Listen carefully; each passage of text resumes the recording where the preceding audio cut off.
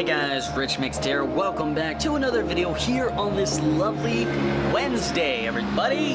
Hey, you know, it's a Wednesday. Sun's going down, but hey, I'm recording a video. Not on Wednesday, obviously, because you're seeing this in the morning. But that's besides the point. This is a video about Lord of the Rings, J.R. Tolkien's fantasy epic. I'm talking about, of course, just the 3 books, not The Hobbit. I can't finish that book for the life of me. Roast me in the comments all you like. And I'm not talking about the Silmarillion, because I haven't gone through that book, so I really don't have an opinion on it. But I do have very strong opinions on the trilogy as a whole. I have a favorite and a least favorite of the 3, and not to bash the books, because these books are phenomenally written.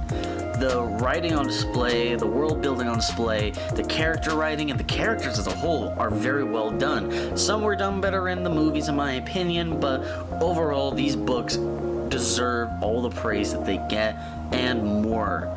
There are people that have literally dedicated their entire life to researching the world of J.R. Tolkien. And in this video, I'm going to really get into it. But before we do that, I just got to remind you to, well, if you haven't subscribed yet, why don't you hit the button down below? Turn that red button into a gray button, and then turn on notifications so you'll know when future videos come out.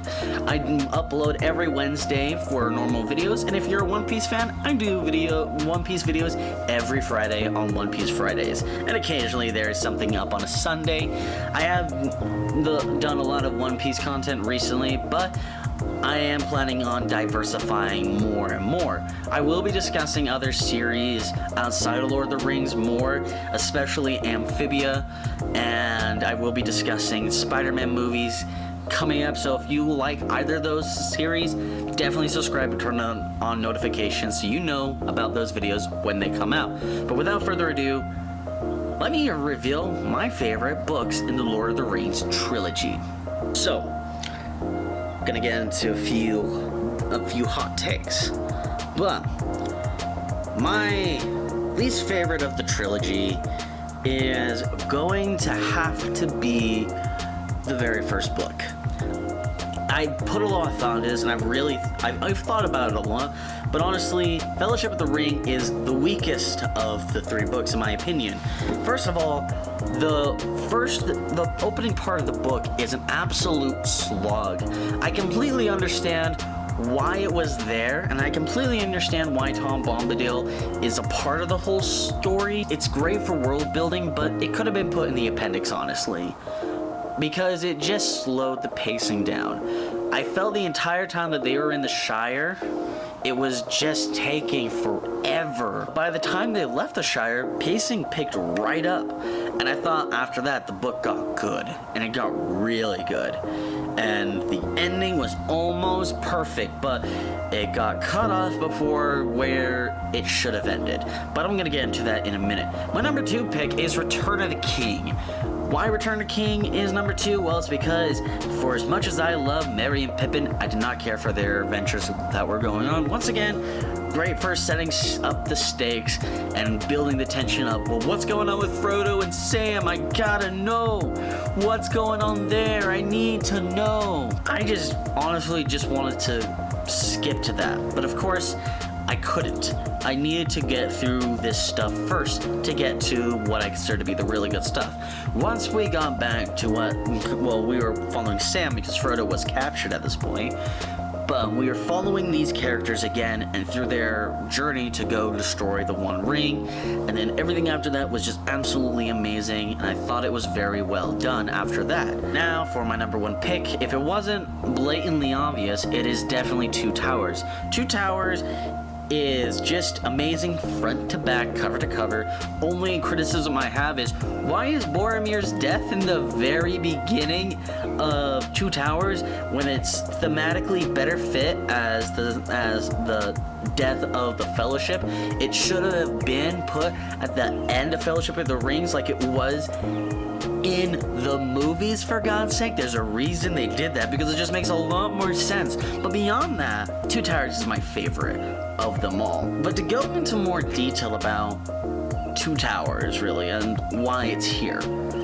is kind of a big thing to talk about. I'm gonna go into more detail in the future when I eventually get around to doing my book versus movie adaptation series on the Lord of the Rings. Also, just in case anyone in the comment section decides to say this, yes, I'm aware I still haven't finished my Hunger Games book to movie adaptation comparison series.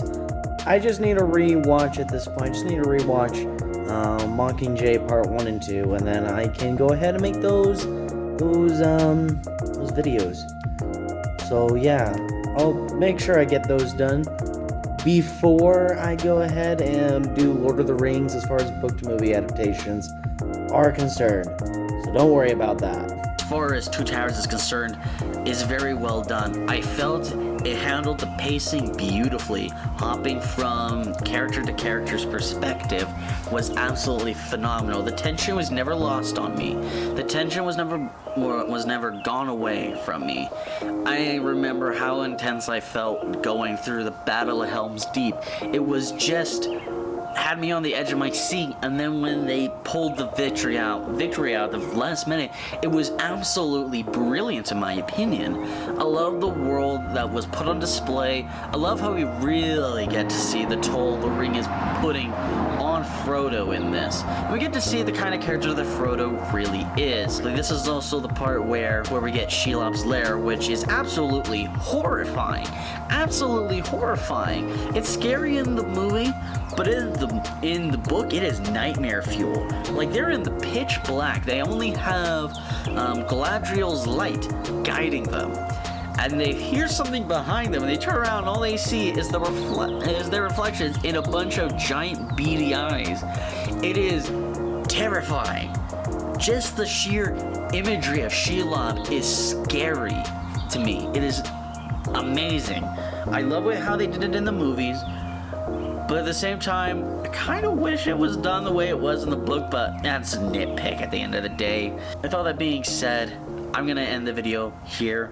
So, if you like what you see here and you want to see more, and you want to see my breakdowns on the Lord of the Rings when those come out, like book to movie adaptation stuff, hit the like button and subscribe for more content. Turn on notifications. I do videos like this every Wednesday, as I said, and every Friday I have One Piece Fridays, so if you like One Piece, subscribe for One Piece content as well, because I do it every week, every Friday, and occasionally there will be uploads on Sundays. That's why they're called Gambits. But with all that being said, thank you all so much for watching, and of course, until next time, Rich Mixed out. I just want to escape for today, find a new place to hide away from the pain, from the fakes. Everything I felt inside my soul, heart and brain